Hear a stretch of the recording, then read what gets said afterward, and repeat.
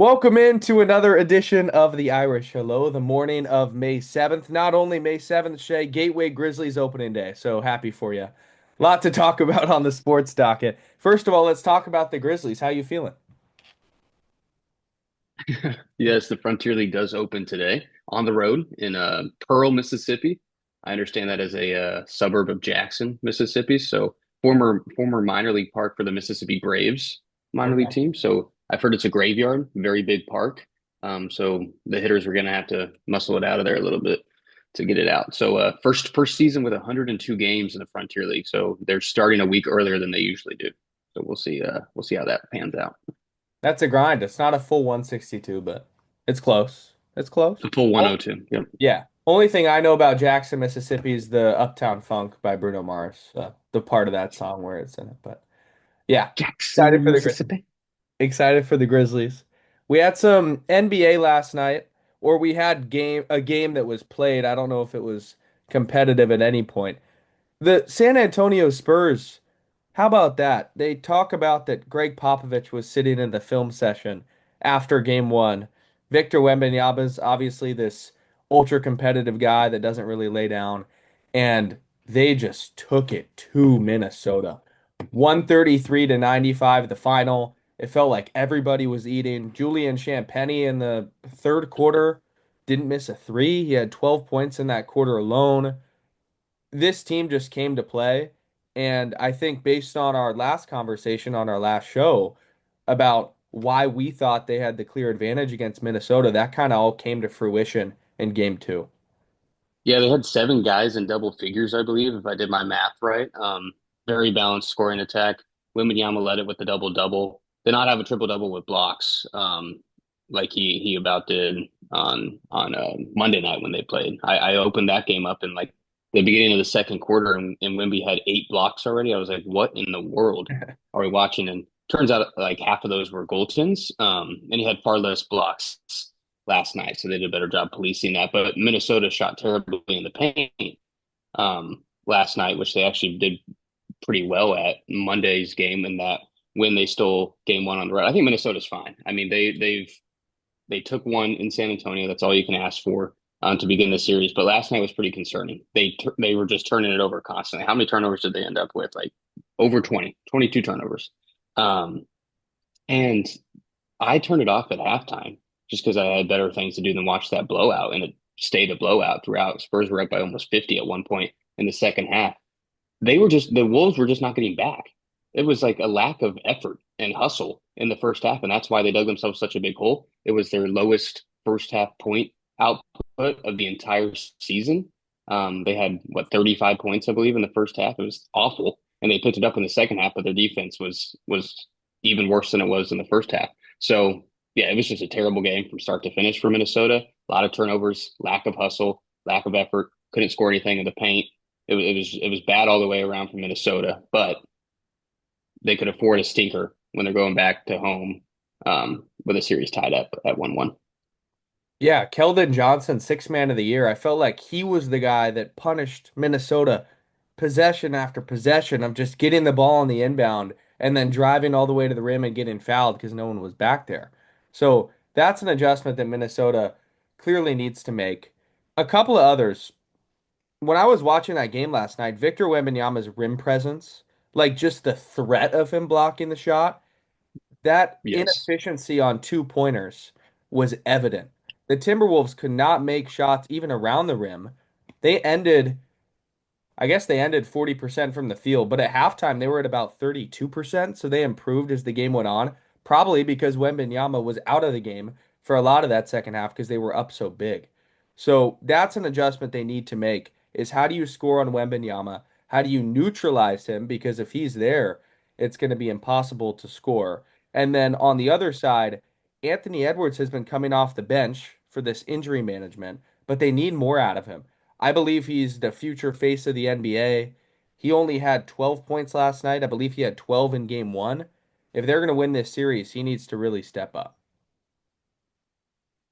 I think it is injury management, but it's going to be so dependent on like game situation because Monday night when they were in it and they were up, like did the whole fourth quarter takeover thing about as well as he could have. Like he played a ton in the fourth quarter, was the focal point of the offense like he usually is, was driving to the hoop. He looked unimpeded, not worried at all, no hesitancy with the knee whatsoever. And Monday night when they were actually in the game. So I think that's why he took a back seat last night, just because they simply weren't in the game. But yeah, it's got to be a strong effort from him to lead the way coming off the bench or starting in game three from the jump, because the Spurs will do exactly what they did last night and punch you in the mouth. Another thing, it's not just the paint presence of Wimby that's resulting in bad field goal percentage in the paint. The Wolves have had two straight games now where they've shot sub 60% from the free throw line, and they're getting there a lot. They were 12 for 21 in game one, and it almost cost them the win. And then last night was even worse. They were 16 of 31 from the free throw line, just barely above 50%. If you're not scoring in the paint consistently, you're getting your stuff blocked by Wimby every time you go up. And then the times you do get fouled by a Spur, you're not making your free throws. That is a terrible way to live. You're relying on the 3-point shot. That literally leaves you the 3-point shot to try to beat the Spurs. And that's not going to be consistent either because of how good the Spurs perimeter defense is with Stephon Castle, Devin Vassell, and those guys. Yeah. San Antonio just looked like a juggernaut last night, and Minnesota did steal one on the road. They go back home. I saw Kendrick Perkins on ESPN say he's still rolling with the Wolves, if you were curious. So they're not done, but do need to make a lot of adjustments. The other game was earlier in the night, Knicks Sixers. No Joel Embiid. Shay, this is one of those games where I'll box score watch at the beginning because Joel's not playing. I'm like, let's be serious. Like the Sixers will probably not hang around in this. Then it's tied, and I'm like, I'll put it on. And then it was good for basically the entire game. And I was really happy I watched it down the stretch. So a valiant effort for Philadelphia.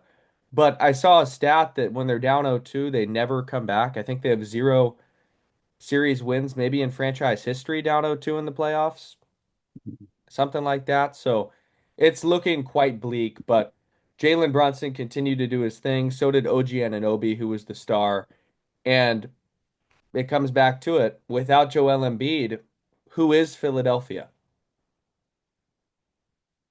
Yeah, they got and they're wasting great Paul George performances. Paul George was doing it on both ends last night. Tyrese didn't have nearly his best game in the playoffs. VJ didn't have nearly his best game in the playoffs.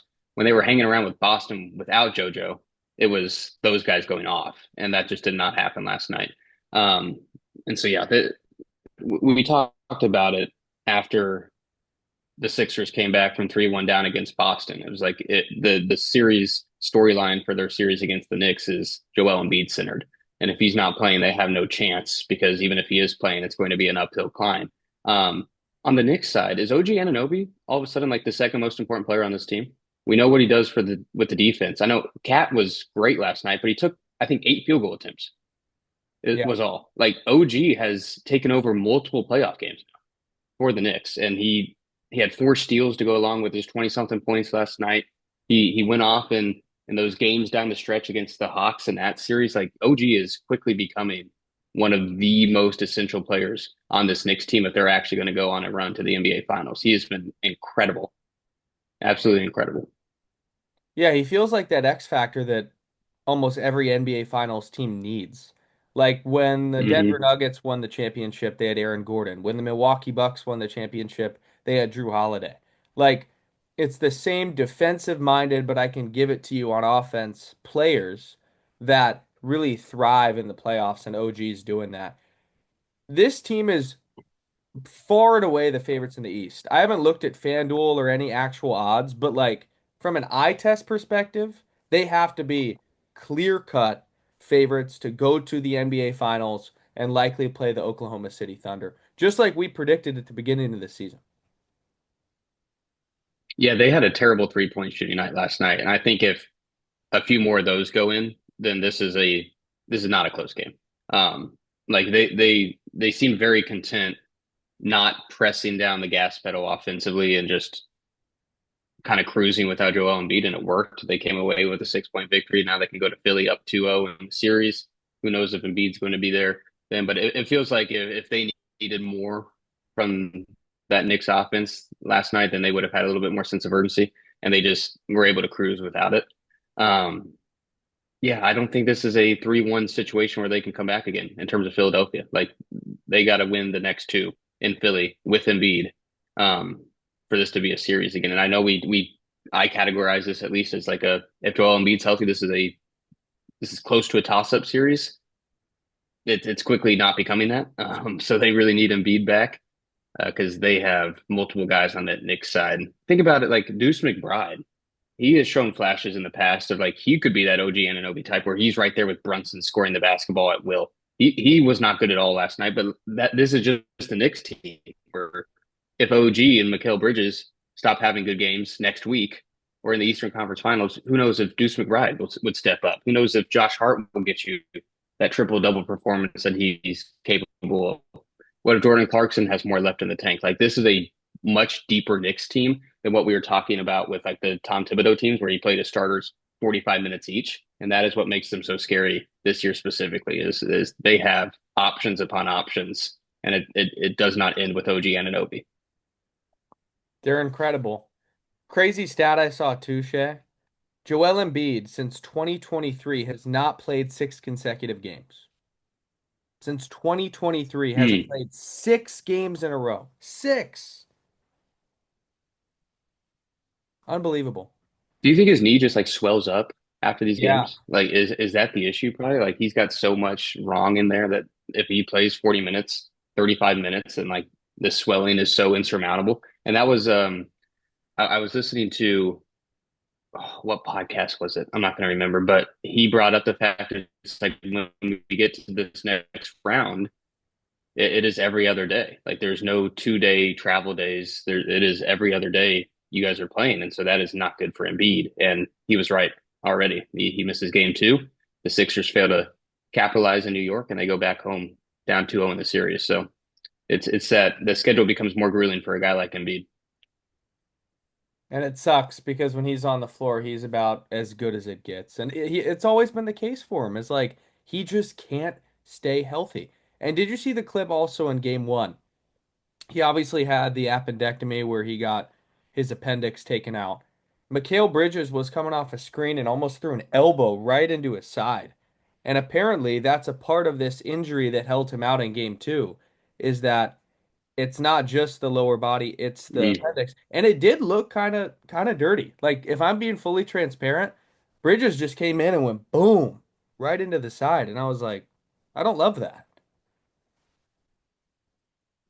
So, Yeah, yeah, it did say sore. What I think it said like sore right hip was part of the injury. So yeah. yeah, that's you need every sport. You need your armpits down to your hips. That's important. I always say the oblique is the worst baseball injury you could have as a hitter, a pitcher, a fielder, a thrower, whatever. Just because I mean, it's connected to everything. So I'm sure that is what he's like 3 weeks out, not even a month out from surgery, probably. So I'm sure that is still a sore spot, especially when you're trying to play that many minutes in a basketball game. Yeah. Couple of games tonight. Cavs Pistons, game one, Detroit took it. Kind of felt like what we talked about in our last show. Detroit, obviously, they haven't been incredible, but they still are at home. Cleveland has faltered in so many ways. They took advantage of that. And then the other game, Thunder Lakers, with the Thunder being 15.5 point favorites again. Don't you just love that? It's so competitive. Yeah, and they allowed LA to stay in it a little Yeah. bit during game one, and then it was too much. Like it's just too much. The Detroit Cleveland thing, Cleveland has bowed out of the playoffs every year the last couple of seasons because teams just out physical them, and that's why they almost bowed out against Toronto. Like Toronto's whole game plan is kind of similar to Detroit's defensive game plan. Both teams were top five defensive teams this year. They just bully you as best as can, make your life hell, trying to score the basketball and however good Toronto does that, Detroit takes that a step up. And so if Cleveland, I mean, if it took them seven to win that series against a team they're much more talented than a Detroit team that they're still much more talented than, but is even more physical than them. I mean, they're going to give them fits. And so Cleveland they have to buck up. Is basically the way they win this series. They have to buck up and give a little physicality themselves. Yeah. Big game tonight, I think, for Cleveland. I know they're on the road, but I don't love the idea of them going down 2-0, already playing a 7 game series against Toronto. I think they need this one tonight. They really do. Just I agree. to ease the storm. And then for the Thunder, I just think they're gonna walk their way to the Western Conference Finals. And hopefully the Spurs or Timberwolves can give them a contest. We'll see. Have you heard anything on Luca? I I've heard a couple of things about maybe a game 6 return. This series is not going 6 games. So he's got to buck up. I saw Ric Flair was on Twitter calling out Luca. Did you see that? No. Let's read it for the viewers. Ric Flair, of all people. And people were like, this is the real Ric Flair? Like, yeah, 1.1 million follower Ric Flair. He says, Luca, at Luka Doncic, please get in the game. Take a shot of cortisone and deal with the pain. They are paying you $50 million a year and you're not there. WTF. I hope at Genie Bus trades you next year. Nobody wants a lame duck on their team. Goodness. I guess Ric Flair has to be a Lakers fan, right? Talking about that. Yeah, if he cares that much. Wow. So, Luca, you got to get out there. Ric Flair is on your butt, man. Got to lock in. But even if he was out there, I don't think they have a chance. I really don't. Yeah. I don't. Anyway, those two games on Prime Video tonight. We'll have a show at some point after this recapping those. Let's segue into we got some news in college basketball. I want to start with Randy Bennett. He's having his introductory press conference for Arizona State, finally, after the health concerns. We're excited about that, but we're worried it's the ghost of Randy Bennett because, Yeah, he didn't look great. yeah, I mean, when did that news come across everybody's desks that it was hired? I mean, multiple months ago, and he's just now having an introductory press conference. That was after his initial one was like canceled the day of. I think that was all the way back in mid-March or something, where he was supposed to have that press conference, and it got canceled the morning of, and it turned out that he was in the hospital, and he still doesn't look great. So the good thing is that he's got a strong assistant coaching staff around him, and he's really already named a successor with the Cal Baptist guy coming over, a former Randy Bennett assistant. So that's good news because it probably takes more off of Randy Bennett's plate, and whenever he does want to step away, that might be sooner than we expect. It might be sooner than what the contract expects that he signs. Then I think there is a plan in place, and so that's the bright spot for ASU basketball fans. And also, like the team is good, so even if Randy Bennett isn't on the sideline and doing all the X's and O's and all that kind of stuff as well as he can by the time the season starts, and the team is really solid. So it's going to be a better product on the court, I think, no matter how healthy or not healthy Randy Bennett is. But glad he finally was facing some cameras and some reporters and answering some questions because it took a while to even get to that stage. So I hope he's doing all right. I mean, he's an older guy, but he's not that old to where he should be being carted on and off for his press conferences and that kind of stuff. Not literally, but figuratively. yeah. It looked like there were a lot of people there, so that's great. Obviously, anticipation building and excited to get into the new era of Sun Devil men's hoops. So we'll have It's more probably coming up. curiosity building too. I Yeah, mean, I heard it from multiple Sun Devil fans on social media. Away like they were like, is this dude alive? What is going on inside that program? It was really hush hush. It was all this like keeping it under the rug and everything. And I think if they didn't have if that staff didn't have such a successful transfer portal window, then like the noise would have built up immensely. But they got some good talent in Tempe, and he finally got out there and answered everybody's questions. So I'll need to watch that press conference back, but he didn't look great in the picture I saw. So I hope he's doing all right. yeah, we hope so too. In other news in college basketball, the Players Era, which Shay has been to in Las Vegas, men's championship hoops event is expanding to 24 teams. So getting more money now for this NIL centered tournament that everybody seemingly wants to play in. And on top of that, after Turner had the rights over the past couple of years, hearing Brian Anderson on the call, Brandon Gaudin, now ESPN took it over, reaching a multi-year agreement for ESPN to serve as the exclusive broadcast partner. So some other huge news, and Shay really feels like this tournament is now becoming the pinnacle of those MTs, if it wasn't already. Yeah, it absolutely is. And it caught a lot of flack because like the college basketball world was not happy with all these college basketball reporters seemingly it felt like they were being paid to like hype it up into something that it wasn't. But even if the crowds were not as big as was advertised, even if the electricity in the arena wasn't actually as what it was called, the teams and the product on the court itself was still elite last year. I mean, you had Gonzaga and Michigan as two of the best teams in the country at that point playing in the championship game. Michigan gave you a preview of what they would end up doing the rest of the season and winning the Natty in that Players Era championship. And I think that's the biggest like promo you can ask for the Players Era. Like you had the best teams in there. Michigan was the best team in the Players Era, and they showed you that they were the best team in the country in that event. So if you're consistently inviting the premier dogs in the sport, all playing each other in the same weekend, that's or the same week, that's great. Iowa State was in that tournament. Tennessee was in that tournament. Tennessee went to the Elite Eight. Iowa State would have went to the Elite Eight if Joshua Jefferson wasn't hurt, probably. Kansas was in it, all these big time schools, and they're returning for next year. They're adding 8 teams or 6 teams to it. I think they had 18 last year. They initially said they were going for 32, which was just logistically impossible to do it over the course of 1 week. So they've narrowed that down to 24 teams and split it over 2 weeks, which is logistically feasible. Florida will be the headliner for week one, which is like an 8 team bracket style. And then actual Thanksgiving week is the 16 team portion, which is another bracket style. So I don't know if that means, I think that means these teams are agreeing to play 4 games in that week, which would be awesome. Because usually MTEs are capped at 3 games, and you have the little 8 team. Like think about Maui, you have the 8 team bracket, and it branches off in the losers and the winners direction, and you play 3 games to get the champion. Everybody plays 3 games, but a 16 team feels like you're playing four, so that would be great. I think the issue, or not the issue, but what they were waiting for was this TV contract deal.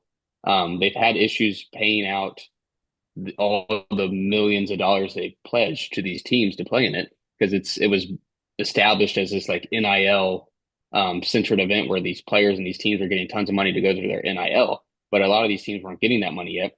There's still teams from last year that haven't got their money because of the new NCAA rules that are put into place for like a third party commission or third party source has to like review all these NIL payments. And so that's been giving it hold up, so they say. But I think another big problem was like they were going deep into the hole financially to actually pay these people and pay these teams. And they needed a big time TV deal in order to honor their payments to all these teams and to get them to keep coming back. And I think ESPN probably matched that asking price. They obviously had to outbid Turner, who has had it since the beginning. Um, and so I feel like ESPN probably is keeping this thing sustainable and alive financially with that TV deal. And I'm guessing it's at a point where it probably wasn't enough money to get 32 teams like they wanted, but 24 feels like a nice compromise point. And a 2 week event is nothing we've ever seen in terms of MTEs during feast week. So credit to the players era for being innovative still, for getting the top talent. It sucks that they're killing these famous tournaments like Maui and Atlantis and the Bahamas and all these kind of things, but it is great hoops at the end of the day. And you can't fault the teams for playing for money in this new era. So if it gets teams coming back, it's great for us as college basketball lovers and consumers. No doubt. I'm really interested to see what they do now with tournaments like Maui because those have always been on ESPN and they've had Shulman and Billis, and now Shulman and Billis will be here. Yep. So I'm interested to see how that will Yep. all pan out. But yeah, there's great teams. I mean, Bama, Gonzaga, St. John's, Louisville, Texas Tech, Baylor. I mean, this is the goods. And then in that When you first think about, weekend, you got Houston and KU. yeah, Big 12 is one of the premier conferences in college basketball. It is every season. Um, and they have the deal with players there that Brett Yormark, the commissioner of the Big 12, signed, I think, last season, where he is pledging 8 of his 16 teams every single season to play in this thing. So, like, the Big 12 has to, I guess, give 8 teams, like, they have to have half their conference sign up for this tournament every year. that in itself is going to keep this thing alive and sustainable because those are going to be eight great teams that are guaranteed in the 24 team field every single season. Yep. And speaking of Turner, Ted Turner, legendary executive, recently passed away, and ESPN did a really cool piece on him last night. I encourage everybody to go watch. But a Yeah, but a legend in we had John sports. Sterling pass away too. Yeah, and I've loved. Speaking of John Sterling, all the broadcasters paying homage to him with their calls over the last couple of days. That has been very cool. And Michael Kay loves that guy, current Yankees TV broadcaster. So if you haven't seen it, somebody did an interview with Michael Kay, and he got really emotional talking about his relationship. And yeah, it's sad for a man in the baseball community that's impacted so many. The best stat I saw was his streak of consecutive games called from 1989 to 2019. He did not miss a single baseball call, like every single game. He was on the call on the radio. 89 to 19. So that's what, 30 years? It was almost double Cal Ripken's Iron Man playing record. It's incredible. No wedding, no anything. That's crazy. Never a sick day. Yeah, No. never a sick day or anything. That's unbelievable. That's so cool. Shout out John Sterling, one of the goats. Speaking of John, let's talk a little MLB. Tarik Skubal, we didn't hit on it last show, but the bone chips in the elbow, surgery out 2 to 3 months. Where my head immediately went, Shay. Obviously, it's to Tarik Skubal because this might hurt him in contract talks. I don't think it will because he was still throwing 98 pre-surgery. But where my mind went was to the Tigers losing a lack of leverage now. Like they are losing leverage with the possibility of either trading him, which I don't even know if that was on the table, or an extension, or maybe testing the free agent waters and seeing if you can bring him back. But my concern is this is going to be the same thing that happened to the Angels with Shohei, and you get nothing out of Tarik Skubal. Because what's going to happen now? Like, do they genuinely think? I mean, he could come back and they could compete, but I feel like the only logical option is going all in then. Then at the trade deadline, you bring everybody in and you try to go all in to win a championship. Because if not, then what's the point? To have him just come on the team, you piddle into the playoffs, you win a couple games, and it's over. And there's no more Tarik Skubal in Detroit. Yeah. I think I don't think a trade was ever on the table to begin with as the arbitration case went on and when Framber initially signed, we were like, oh my gosh, that's gonna seal the deal with Tarik being traded. Because like that was a ton of money they gave Framber Valdez, and we'll get to him later with his drama that he just had against the Red Sox. But they gave Valdez so much money, and Tarik had the arbitration case where they were like 12 million apart in talks, and the Tigers lost it. They had to pay Tarik all that money and ARB, and it was just like, okay, this is getting to the point of a messy divorce. But then it was the same kind of situation to show it. It's like Tarik fills the seats. He is your team. He has been your whole entire like success strategy has been centered around Tarik Skubal. Like think about 2024 playoffs, pitching chaos, as Timmy Kirchin called it, where it was like Tarik goes out and gives you hopefully 9 innings in game one, and then you piece together everything else. And that's going to have to be their strategy now because they were decimated by injuries. Like Framber Valdez has to try to be the 2024 Tarik, where the pitching chaos is implemented around Framber as hopefully a steady force, which seems like a dangerous proposition from the Tigers standpoint. But like Flaherty has to be better, and he was better last night. He struck out 10 against the Red Sox, even though they lost 4-0 and got swept by Boston. But Flaherty had been terrible before last night. He has to step it up. Um, I mean, they really could use Jackson Jobe not being on the shelf with Tommy John right now. It's just they have been decimated by injuries, not just to their pitching pool, but their position player pool too. Their organizational depth is taking a hit too. Like I think I heard where they had a couple of AAA pitchers that would be next up and waiting, like they're hurt as well. The Framber crap is crazy, but they also had a AAA manager. They just had to fire their AAA manager because of some kind of abuse scandal, like just abruptly fired him. And so the Tigers are a mess right now, plain and simple. And luckily they have AJ Hinch at the helm. to try to right the ship and to get a hold on some of this. And they play in probably the most winnable division in baseball. And so both of those things help them. But right now, if I was a betting man, I'm betting on Cleveland or Kansas City to win that division. Tarik feels like a guy that because of the amount of money he could get coming up, like he is not going to rush that recovery.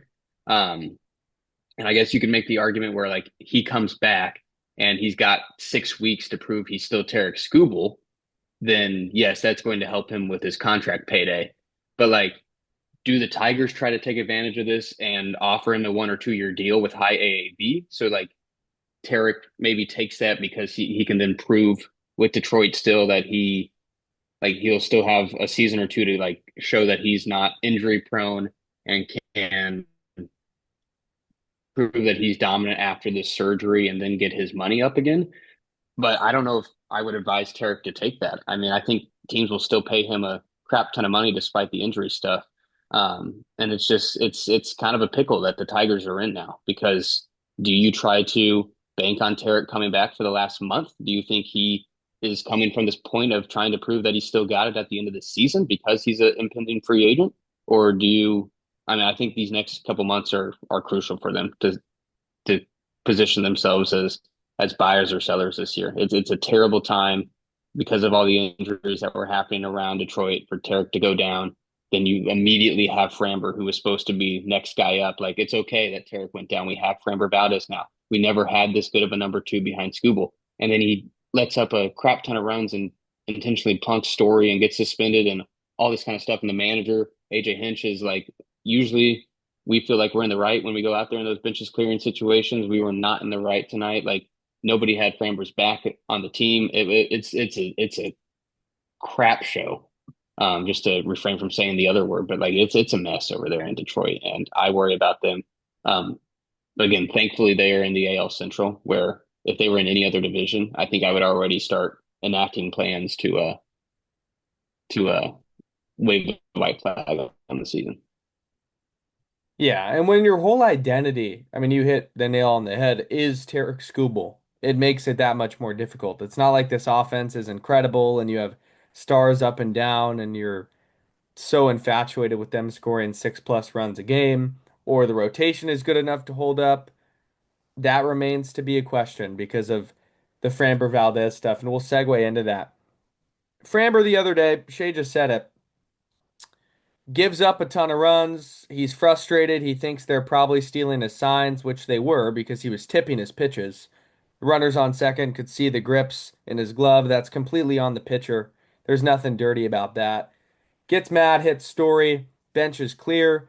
And then instead of being at the forefront, like getting ready to fight, he just goes and hides in the back and just lets everybody else kind of Yeah. talk about it, which is crazy to me. Like if you're gonna hit a guy, stand on business and say, let's go. But he did the opposite of that. And what did I think about Shea? I thought about back to Houston when he crossed up his own catcher. Like Hmm. these are same ego personality issues that are coming up with Framber Valdez. And that is why a lot of teams refrained from signing him. The Tigers took that chance, and now we're only in May, and there's already an issue.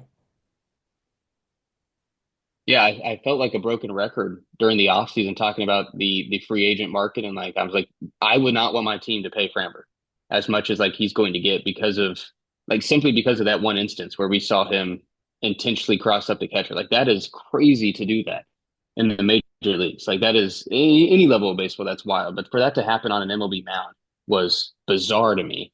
And yeah, it was the same kind of thing. Like you knew it was gonna like we are gonna have another moment of it and it finally happened when he was getting lit up. And I completely agree. Like people are split on like you have electronic sign stealing. And it's like, okay, 100% no, that is not part of the game. But then you have people that are split in terms of is it Bush League or not to steal the catcher's signs from second base, that kind of thing. It is completely okay if you can see right into a pitcher's glove from second base and you can see him going fastball to changeup to curveball grip, like it is completely okay to relay that. That has always been part of the game. If the pitcher is not mindful enough to keep that glove closed and to keep the runner on second from stealing those pitches. So Boston did nothing wrong in that regards. Framber is completely in the wrong. His own team knows that. His own manager knows that. The fans know that. Everybody knows that.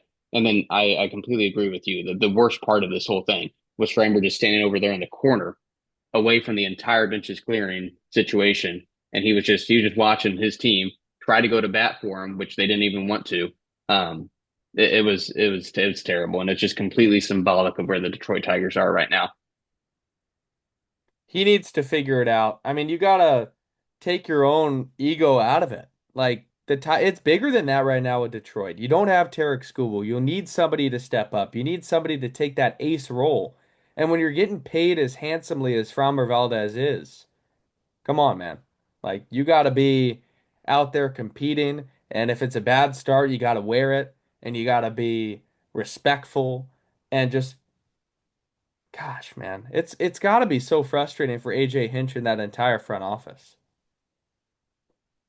Yeah, Can't even believe it. it was they we both had them winning the division, correct? Yes.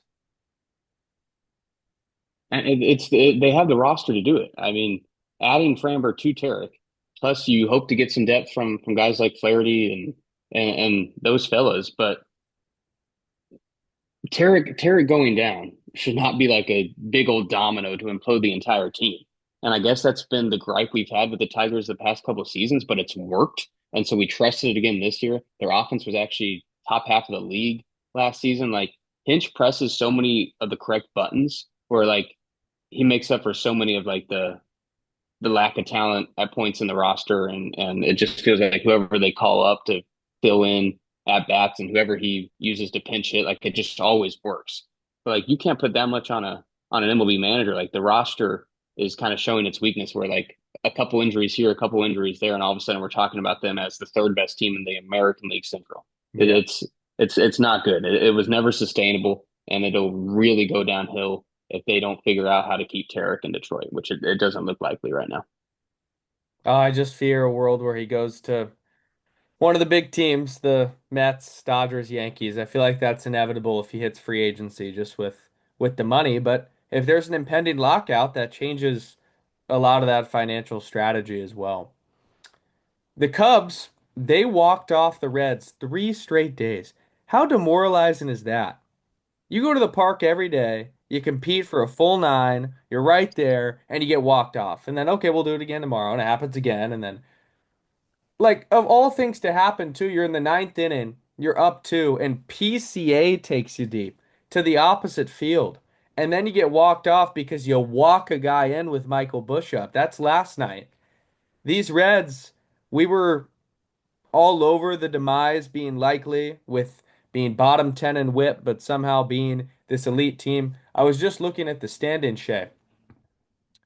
They are now dead last in the Central, as you probably know, minus 25 run differential, and the stat that stands out to me, 1-8 against teams above 500.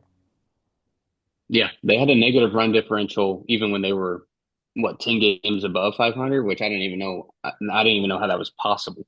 But they had so many like peripheral stats where it's like this team you cannot trust to be good the entire season. Um, and it's finally like crumbling in the most dramatic ways at Wrigley with three straight losses via walk-offs, and that was after they got swept by another NL Central team in the Pittsburgh Pirates after they had gotten swept in a four-game series against St. Louis. So the NL Central cannibalism continues. Yeah, the Cubs are good. We had them winning the division. Um, they're being hurt with injuries as well right now. Boyd just tore something in his knee, but apparently he'll be back mid-season. It's just like there's a lot of things going wrong for Chicago too, and they're weathering the storm, kind of like you see the Dodgers do with all their pitching injuries, and it's just they're finding ways to win. So tip your cap to the Cubs in that regard. But yeah, like the Tuesday night loss was the return of Air De La Cruz, and Ellie just misplays the Bush grounder up the middle, and it was like the most anticlimactic walk off ever because it was just a misplayed ground ball, and the Manfred man, the ghost runner on second, came around to score immediately. Like that was silly. All three of these games felt like Cincinnati had multiple chances to win it, and they just didn't. And they've now lost however many in a row, six straight, seven straight, something like that. So it's bad news in Cincinnati, and I think it was inevitable. Looking at how they were playing and somehow getting all the wins on their ledger, like this was bound to happen for them. And if you're an optimist, you're looking at how do you stay afloat with Hunter Green and Lodolo still out, but I just have concerns in an ultra competitive NL Central. Like you're not getting easy wins against the Cardinals now. The opposite of that. The Brewers are always good. The Cubs are outstanding this season.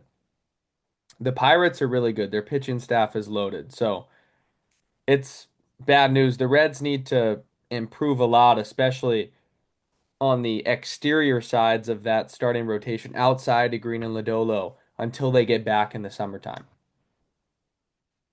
No, they absolutely need Green and Lodolo back because right now they're relying on Chase Burns, the young pitcher Chase Burns, to like lead their entire rotation. And it's like you have to be good on Chase Burns day because nobody else in the rotation is getting it done consistently.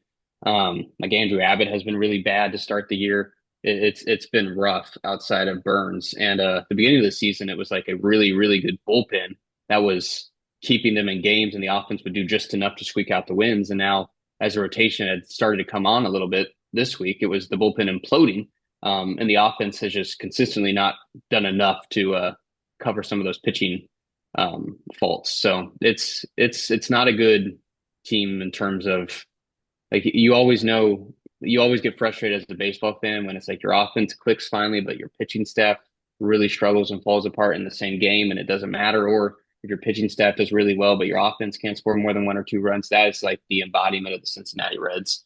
Um, and yeah, I'm glad I was finally justified because I was not a believer in this Reds team, even when we were posting our power rankings the first couple of weeks of the season, and they had one of the best records in baseball. We had them down to like eight or nine or Yeah. seventh, and we're finally getting validated in that regards. Yeah, it didn't feel right. I mean, our gut was like, yeah, this isn't gonna last. But you also gotta recognize the record. If they're 10 games above 500, then yeah, you're gonna be in the top 10. So now only three up after this big losing streak.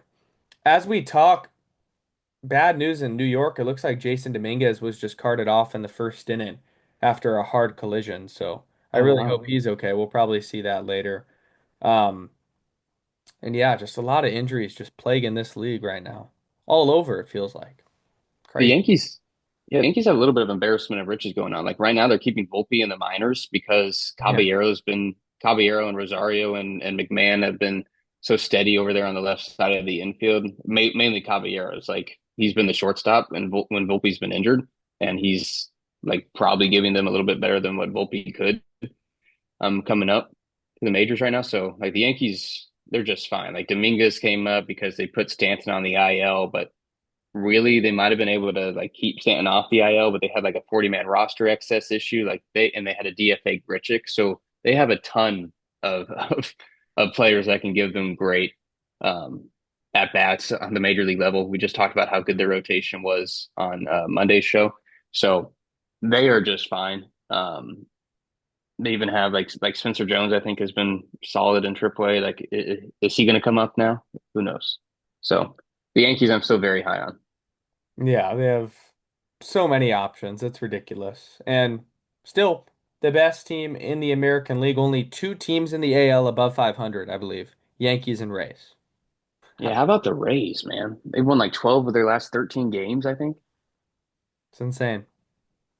It's all backed by pitching, and then their offense it's solid. Like we were making our predictions for the season, and I remember I had them dead last in the division because it's so good of a division. And I remember I wrote something like, "This team is good, so who knows?" I said that, so who knows? Because like I had to put somebody at five, but they're the Tampa Bay Rays. They're a juggernaut for a small market, and Kevin Cash is doing it again. They look like they're going to be on their way to the playoffs if they just keep doing this. At the bottom of that division is two teams we had in the playoffs, and the Blue Jays and the Red Sox. The Red Sox just swept the Tigers. I think the Blue Jays were on a four-game losing streak because they just played the Rays. But like I said it in our MLB preview, I was like, this could be a division where somehow all five teams finish above 500, and I still think that's possible. Like if the Red Sox pick it up, and they had like the Cora firing bump, um, and the Blue Jays just, I think Toronto's still going to be fine. I really do. They've had a weird season to begin. Their offense hasn't nearly sniffed what they were last year, but it's the same guys. So I don't think the regression realistically hits them as hard over the course of the whole 162 as it is right now. And then that pitching staff just has to like somehow get their five stable guys in because they've been killed with injuries. Um, like I think the Orioles end up finishing last in this division now. That's what my gut tells me. But even Baltimore feels like a 80 and 82 team by the end of the year, 81 and 81. Yeah, it's so good. Best division in baseball that hasn't shown that, but the talent is still there. So all the way until the end of that full 162, it's probably going to be neck and neck. Anything else you got in MLB? I don't think so. I really don't. Yeah, I think I just saw the Yankees are on track for like 126 wins right now. Oh, So that would obviously be a record. And if the AL stays as measly as it has been, then who knows? Like they could actually win that many games. They've been terrific at home, not much worse on the road. It's a I hate to talk about the Yankees this much, but they had a lot of negative talk about them in the offseason for running it back, and it's working to a T right now. they don't have many weaknesses. It's pretty ridiculous. So we'll keep an eye out on that. Before we wrap up, saw earlier this morning Aaron Rodgers. I know there was a lot of dialogue around him, but now likely to play for Pittsburgh in 2026. Their path is interesting to me because I look at Pittsburgh and I think they've improved in a lot of ways, but then to fire Mike Tomlin and almost make a neutral hire with Mike McCarthy and then bring Aaron Rodgers back, doesn't this just feel like 9-8 all over again? Like, what is there to get excited about? I really wonder. Yeah, does Pittsburgh ownership still have like 2011 Aaron Rodgers like stuck in the heads up there? Because it felt like their entire decision process was based on getting Aaron Rodgers back. Like that felt like the McCarthy hire. That felt like um, trading for Pittman to get another receiver in there. Like it felt like everything they did this offseason. They took an offensive tackle in round one after trying to get Mekhi Lemon, another receiver for Rodgers. And Philadelphia jumped him, and then they still go and like let's protect our quarterback. Like it felt like everything they were doing was just to try to get 40-something-year-old Aaron Rodgers back into the fold, or however old he is. But it feels like we know A-Rod, he's a legend, but we know he's not anything near um, the type of player that should be getting that kind of treatment from a team in the offseason. But I guess it worked. He's going to play there again. Um, and no matter how good or bad Rodgers is, like they kind of needed him to sign back on because they were screwed in the quarterback department without him. Like what they were going to have Will Howard and Mason Rudolph compete. So like this had to be done, and Rodgers signs on. I'm guessing there was always kind of that mutual understanding that they would eventually get something worked out. Um, all these reports were coming out that it was not financial. The holdup was not financial, which makes sense because Rodgers has all the money he could want in the world. I think Aaron just had to decide if he wanted to keep playing football or not. And he finally made that decision today. Yeah, once again, we're going into another year of the AFC North, and it feels like it's the Ravens. And I can't see a world. I mean, yeah, you have Cincinnati there. They make the big trade for Dexter Lawrence, but that's still offensive line question marks and Joe Burrow's health and everything. It's so much easier to get behind Baltimore. So we'll see. Yeah, and they had a great draft as always. Jesse Minter, I think, Yep. is going to do really well there. Um, they're not moving off a guy like John Harbaugh for no reason. Like they think the exact same way you're thinking right now, Aiden, where it's like this AFC North is still ours. Like we have to, and not just the AFC North. Like the AFC could be ours. Period. You just saw the Patriots go to the Super Bowl. The Chiefs take a massive step back. Like the Texans are now all of a sudden one of the best teams. Like the Bills have kind of become complacent and stuck in their 12 wins a season and then failing to make anything happen in the playoffs. Like the Ravens could be that new team that consistently makes it every there. And that's why they made the switch with John Harbaugh and Minter replacing him. And I think it'll work. I think the Ravens will, for the next however many years of Lamar Jackson's prime, be in the thick of it every single time. He's just too good for them not to be. And especially when the Ravens have this defensive identity already. You pair a defensive identity and now a new coach that is a defensive minded coach with Lamar Jackson and Derrick Henry and a high powered offense. That sounds to me like a recipe for success in the long term. Like I think it'll work out finally this season. I don't know if I'm ready to have them as my Super Bowl team out of the AFC, but I flirted with that in past seasons, and it could happen again this year. And this whole Patriot stuff, like I now question if Mike Vrabel's even going to be the coach week one. Every day it's something new, man. It's unbelievable. Unbelievable what this guy's been up to. The Titanic memes have been very good. I like that. And This is We love Twitter for this reason. Like when scandals happen like this, it's like thank gosh for sports Twitter because they come out like sports Twitter really shows their potential in situations like this. Like all these people finding receipts and pictures from years and years ago, and it just keeps building and building and building, and then you have all the memes and the jokes, and it's incredible. All the burners unite, and it's just pure entertainment over the last month and a half. it's really good. Really good. And then Drake May, I don't mean to go on a tangent, but Drake May comes out and says Mike Vrabel's a good man. Drake, it's not the time for that, dude. A good man wouldn't be cheating on his wife for 5 years. Let's just be real with ourselves. My goodness. Unreal. Anyway, The Patriots and the Detroit Tigers, the messes of each respective right. league. Yeah. No, you could tie those together in a weird multiverse. Yeah, it's weird. Okay, before we sign off, I know I said before we sign off for the last segment. NBA draft lottery, not the draft is on Sunday. Okay? This is a major day, I think, in the NBA sports calendar, considering how good this draft class is. It's at let me do the math. 2 p.m. for you on Sunday, noon for me, on ABC and ESPN. The Warriors have a slim chance of getting the number one pick. If that happens, I will do anything, bro. Not anything, but like,